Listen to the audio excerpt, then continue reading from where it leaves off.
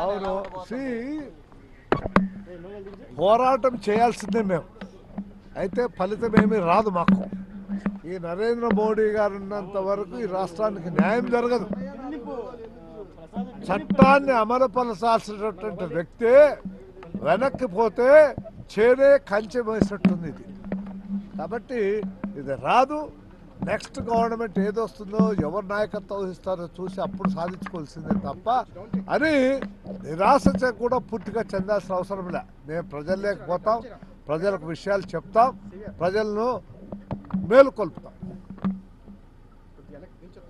చాలా రకాల అంటే ఐటీ దాడులు కానీ లేకపోతే మంత్రి మీద సిబిఐ రైట్స్ కానీ అవి జరుపుకుంటే జరుపుకోపోవయ్యా. ఎవడో తప్పు చేసినోడు బాధపడాలి, మిగతా వాళ్ళు ఎందుకు బాధపడతారు? దానికి దీనికి ఏం సంబంధం లేదు. ఆయన కక్ష సాధింపు కోసం ఏమైనా చేస్తే చేసుకొని why should we bother, we need not bother. కానీ ఆయన వల్ల మాకు న్యాయం జరగదు ఈ రాష్ట్రానికి. ఇప్పుడు 4 ఏళ్ల పాటు ఆయన న్యాయం చేస్తారని మీరు చెప్పారు కదా. ఇప్పుడు వింటావా మా ముఖ్యమంత్రి తెలివి తక్కువ అదేం కాదు. హీ నోస్ ఇట్ అయినా కార్యసాధకుడు కాబట్టి ఏదో చెయ్యాలా, చేయించుకోవాలా, ఇవాళే మొదలు పెడితే ఆ కాపురం కొనసాగదు అనేటువంటి ఉద్దేశంతో ఓపికగా 29 మార్లు తిరిగాడు. కాళ్ళు పట్టుకున్నాడు, చేతులు పట్టుకున్నాడు, జుట్టు పట్టుకున్నాడు, అన్నీ అయిపోయి ఇవాళ ఈ పరిస్థితికి వచ్చింది.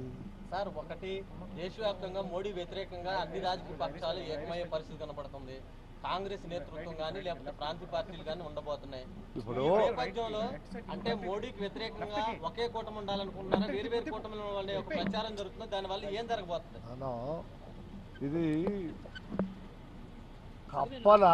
కప్పల తక్కడై ఒకటి వస్తే లోపలికి వస్తే ఒకటి బయటకు వస్తుంది.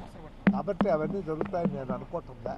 ప్రధానమైనటువంటివి 2 ఆల్ ఇండియా పార్టీస్, ఒకటి కాంగ్రెస్, ఒకటి బీజేపీ.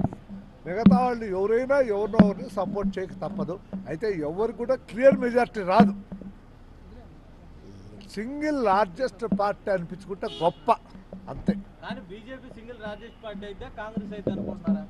నాకు తెలియదు, అప్పుడు చెప్దాం. ఇప్పటి నుంచో మాట్లాడతారు. ఏంటండి, వీడియో నచ్చిందా? అయితే ఓ లైక్ వేసుకోండి, లేదంటే ఓ కామెంట్ చేయండి. ఎప్పటికప్పుడు మా వీడియోస్ చూడాలంటే సబ్స్క్రైబ్ చేసుకోండి.